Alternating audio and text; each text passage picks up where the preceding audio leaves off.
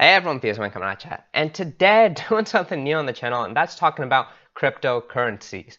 Now, if you want a quick overview of what crypto is, go check out our Decentralized Explained video where I kind of dive into more of that. But the reason I'm doing this on the channel now is because as I've started to do more research into crypto technologies, I'm starting to see where VR and AR are going to intersect. And today's video on Golem is no exception to that. And you'll see more of this actually in our video on Saturday, where I'm talking about Unity and Octane's render integration. And Golem will really come into play as far as actually speeding that process up. So just in that example, you can see that cryptocurrencies are going to speed up a lot of the things that virtual reality and augmented reality are going to do, and even graphics as a whole. So I'm really excited for that. So go ahead, comment below if there's any type of cryptocurrencies that you want to see covered in this series where I can kind of go dive into that. And with that out of the way, let's go ahead and get started. This video is by no means financial advice, and it's purely just my opinions based on research that I've done on a variety of different cryptocurrencies. So I highly recommend that you read the white papers for any cryptocurrency you're interested to start forming your own opinions on whether or not something is worth it. Also, I just wanted to mention that none of us on the FusedVR team own any Golem, and this video is purely for information only. So the question that's probably on your mind now is, what is Golem? And as you saw on that first slide, it is a decentralized supercomputer. So let's break that down. And you can see here, this is kind of a block representation of what the Golem network and kind of its decentralized form would look like. So it basically, what a decentralized supercomputer is a fully decentralized way to do compute power. So let's actually go ahead and just mention a couple examples, which is, for example, if you want extra CPU power, if you want more memory on your machine, or if you want GPU power. You can even get storage if you use something like IPFS, which is what Golem's trying to do. And if you want more of these for any task that you're working on, Golem is actually a great way to pay a pretty cheap fee for actually getting that extra processing power. So the way this works is you have someone who is the requester right here. They could be requesting hardware services, or they could be requesting software services. But let's just focus on the hardware right now. Let's say that we are wanting to render this beautiful Blender scene, and we need some extra processing power so that instead of it taking, say, maybe 2 days, it takes maybe only an hour. So you go ahead, you make a down payment to Golem, which then starts triggering your tasks to get activated. That then goes to a bunch of decentralized computers. So this could be my laptop right now. It could be pretty much anything. It doesn't really matter. And those computers will start working on your task in parallel. So for example, these kind of blocks here, just say working on your Blender task, they go ahead, send their output to the Golem infrastructure, which is represented by a smart contract, which can then send the output, which is that computing resource, and specifically kind of the output, which is our image. So our image comes out here. Let's just call that image. Forgive my, my really sloppy handwriting. But then that comes back to the requester. They get their image, and their down payment, if it meets their needs, then gets redeemed. So that's just kind of the loop that they have going through here. And the same can be done through software. So for example, let's say you want to write some custom software that you want to get executed. You can do the same thing, just deploy a bunch of software onto a bunch of different computers, have them go through a smart contract, which is the Golem application registry, and then they pop back out as your whatever output of your software. So at a high level, it's just kind of this simple loop of requesters sending it to providers, which is you and me, that then goes through smart contracts and sends that back to you. Really simple loop, and it's a really powerful loop when you think about it. So let's dive into a couple examples. So for starters, you have CGI rendering, which I mentioned already. Now, the way that could work is with, say, Blender or LuxRender, which are both open source softwares, but you can pretty much deploy anything you want. So if this is Maya or Cinema 4D, any of those things, all you have to do is set up your application, and it goes into is a contract that goes into the Golem application registry. Now, the way this works is that not all of the providers here have to necessarily work on your project. For example, they can have their own whitelist or a blacklist that says, I don't want to work on Maya, but I want to work on Blender. And that basically allows them to choose whatever they want to work on. But let's assume that there are some blacklists and your application is not part of it. They'll get worked on through this infrastructure. You have machine learning and AI. So these are typically done on AWS. And in general, especially when you're trying to calculate and process your data set, it takes up a lot of compute power. If you can decentralize that with something like Hadoop on the Golem network, it's going to save you a lot of money and just kind of a lot of processing power because of the fact that there are going to be a lot more computers eventually on the Golem network compared to, say, AWS, because literally anyone's computer can be a part of the network. So that's really cool, too. Web hosting. So again, that's something that AWS does, and you can just literally just go ahead and say the requester here could be someone who's requesting a website, or it could just go through one of your servers as a requester. You can process it through this and then output a website. So a lot of variety as far as the different applications. And you can have a bunch of different business applications. Really anything that requires a good amount of compute power can be decentralized in this kind of network. So that's really, really awesome. And as I mentioned already, this is very much a competitor to AWS or really any other compute clouds as service models, because as a provider, you're now getting paid. So I don't have to own a million different computers in order to run AWS. I just need my laptop here, and I can become part of the network and get paid. And as a requester, it's going to be a lot cheaper because you have access to so many different computers. And because of crypto, this is all secured, and there's no middleman to charge an exorbitant fee. So it's all based on that Golem token. And that'll just be a lot cheaper of a transaction to actually go through this infrastructure. Everything here is open source. That's one of the things about crypto technologies. They have to be, most often, they're pretty much open source. And that just allows for a lot of transparency as to like actually what's going on in this network. And this is specifically a token. It's not a coin. It's running on the Ethereum blockchain, but it's not an ERC20 token. I'll leave a link to a Reddit post where they kind of explain why they're doing it. But at a high level, I mean, I don't want to dive into ERC20 because that's a video in and of itself. But it's basically a smart contract that runs, basically code that runs on the Ethereum cryptocurrency, and I can eventually basically just create other coins, and Golem is one of them. That's just kind of a very, very high-level description of how the Golem infrastructure is built upon Ethereum. So the roadmap. So we're currently sitting probably, I would say, about here. So we're about really high up in this timeline. So I mean, if you're starting it, their ICO is actually right here at the top. And what their ICO was is they created, I believe, the number is 1 million coins, and they distributed that out. It finished really, really quickly. And so they've gone ahead, they've completed and have claimed to get all the money that they need to actually go through and finish everything that's here on their roadmap. But I have to say this is a pretty ambitious roadmap. We're currently set in the alpha phase of Brass Golem, and I'll dive into a little bit more into the alpha in a bit. But you can see here it's taking about 6 months, and that's just their first step as far as, like, you can see here IPFS, just having a basic UI for their wallet and for adding your computer as a provider to their network. You have just a simple task scheme. So specifically here, it is actually just Blender and Lux Renderer. And so that's really just the simple tools that they're getting started with. Now, you could say that this probably is a coin in and of itself, and there probably exists a coin of the millions of coins that are out there.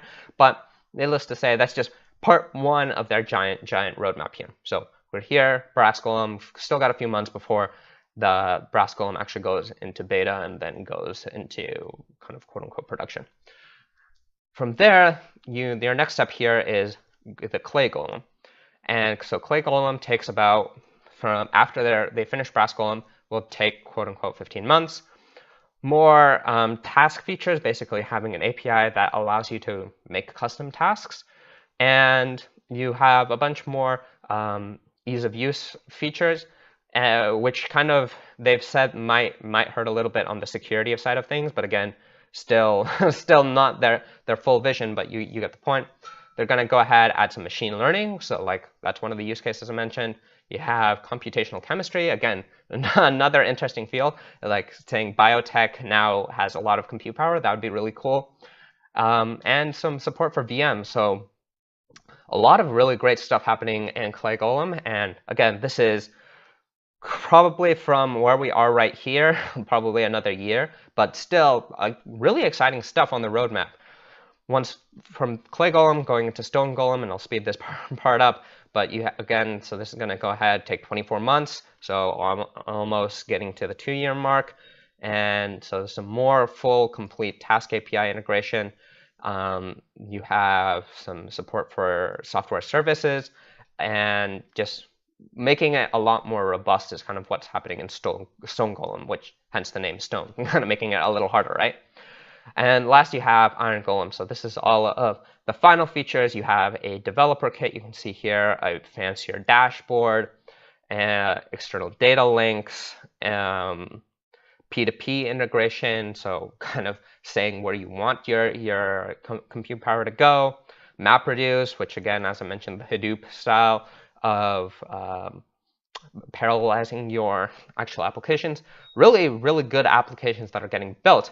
And of course, this is going to take from the 34 to, at the end here, 48 months. So a really, really long time.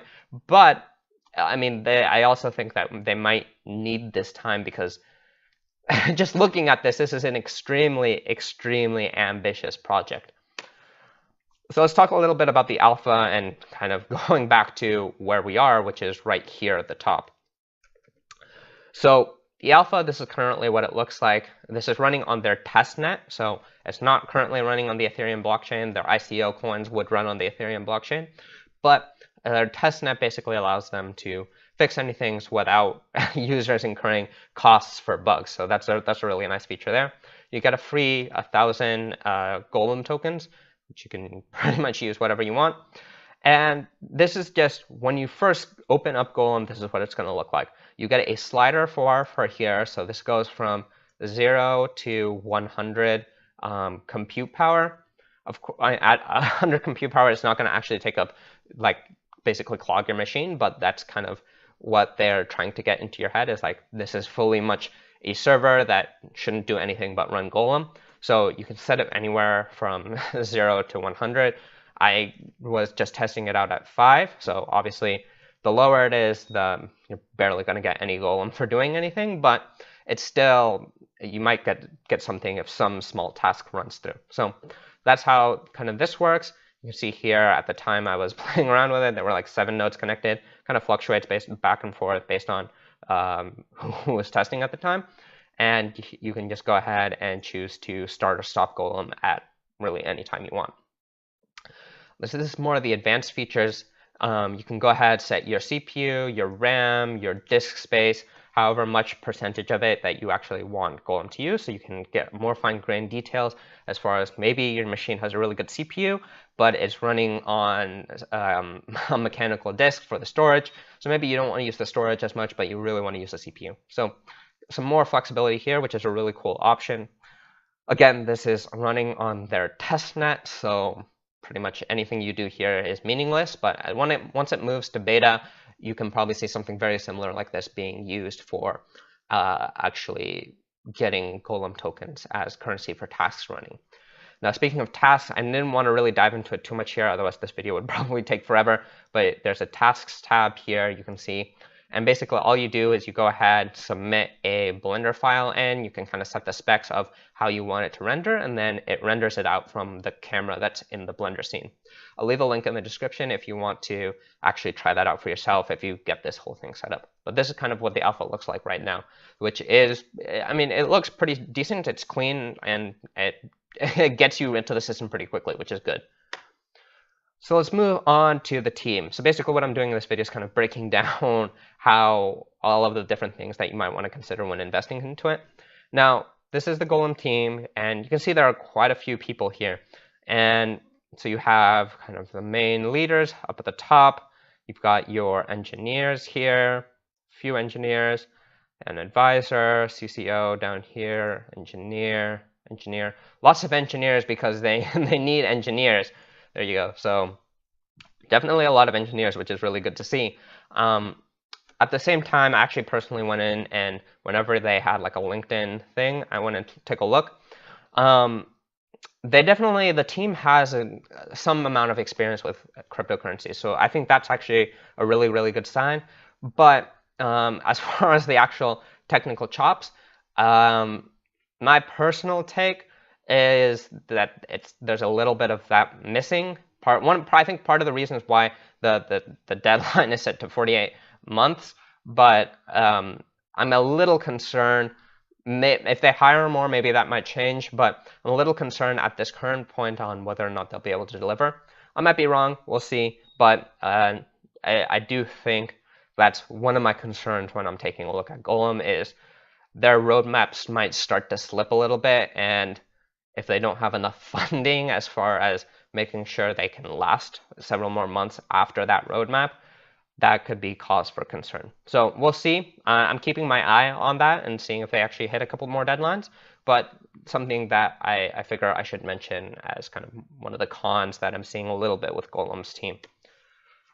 Let's take a look at GitHub, and I think this is kind of in contrast to the team, shows really their kind of passion and enthusiasm for that. So you can see here, 5,000 commits.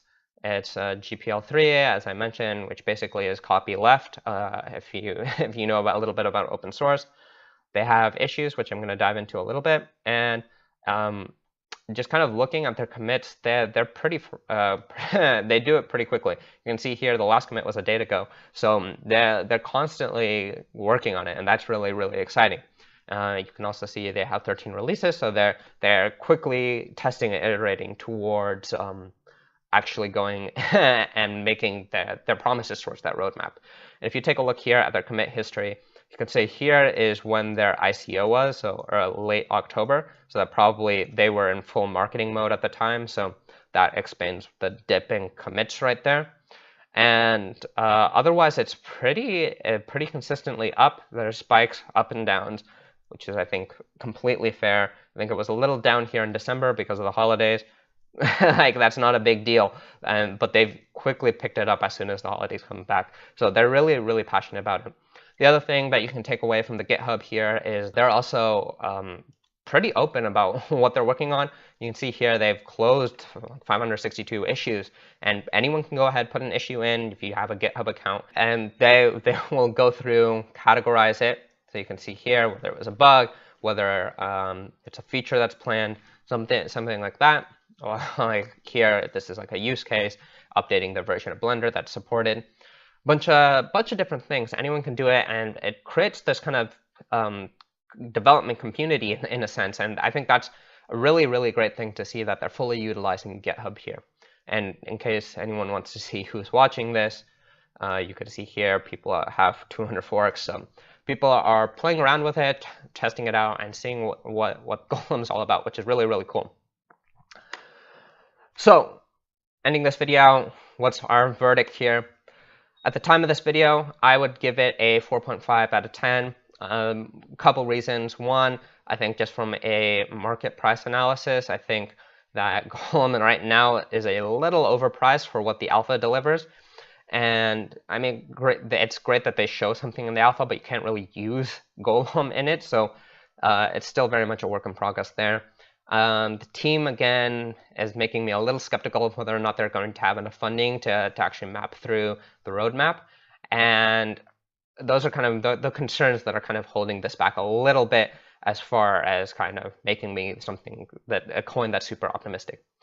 Now, that said, I do think, as I mentioned earlier on, what is Golem? I really think that this technology has a lot of value as far as potentially pushing anything in the CGI space really forward.